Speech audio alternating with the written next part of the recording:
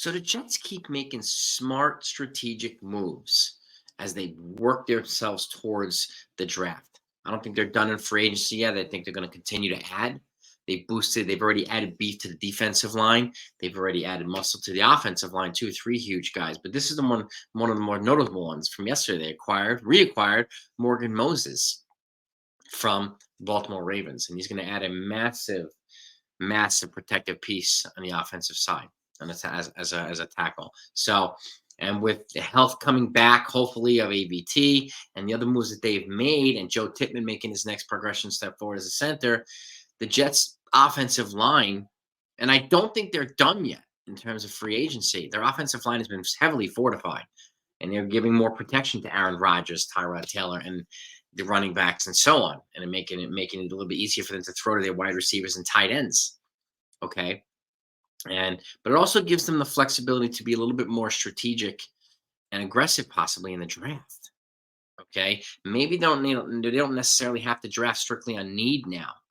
They can be a little bit more aggressive because they spent these a couple days in free agency addressing holes that they normally would be addressing in the draft.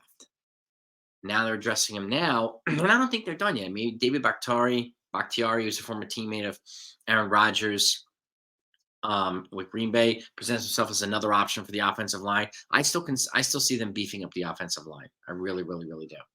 Okay, that was the first move. But this morning, CJ Mosley, okay, restructured his contract with the Yankees. They've agreed to a 2-year, $17.25 million contract, which creates more salary cap space for the team. And it does provide more security for Mosley as well.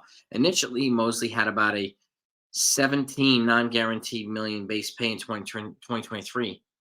But the problem with this year would have been a $21 million cap hit. Okay. Now he's agreed to this 2-year deal. It also includes $13.25 million in guarantees, which is $9 million fully guaranteed instead of the $17 million non-guaranteed. But with that said, this restructuring of his contract is going to provide $8 million in cap savings. So putting them in a position to be more aggressive and continuing free agency. And the fact is, like, with the other piece that they're going to bring in, I still think they're going to be strategic, but it gives them a little bit more room to splurge if they want to splurge. And the fact is, there's only one player I'd probably splurge for. It's Mike Evans, former wide receiver of the Tampa Bay Buccaneers. Other than that, I wouldn't have splurged on Calvin Ridley. He got a big deal yesterday.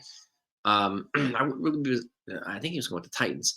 I wouldn't be splurging on anybody else. Mike Evans, the guy, would be going after in free agency. But these moves give them, wiggle room to spend more in free agency, spend more aggressively in free agency, but also the offensive, tackle signings make it easy for them to take a wide receiver in the draft that they want. They can even trade down from 10, maybe to 15, 16, in a position with a team that would be willing to forfeit a second-round pick to move up spots to get a quarterback.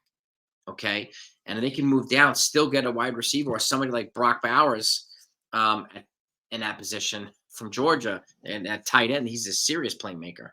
Okay, and the second draft pick, if they are able to acquire one, then they can draft a big offensive tackle. It gives them a little bit of wiggle room here because they've added so much beef to the offensive line. They don't necessarily have to pick an OT or a guard or something like that at 10.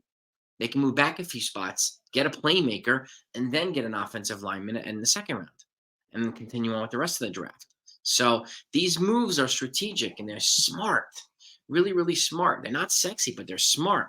And again, it's adding depth, needed depth, reliable depth to the Jets franchise here. But they need it.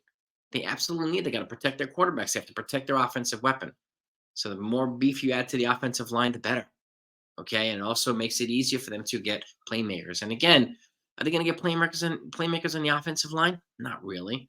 Most of the top, unless Joe Alt falls down to them at 10, which I don't see happening, it doesn't make sense for them to draft an offensive tackle at this point. The top two guys are probably going to be drafted by them anyway.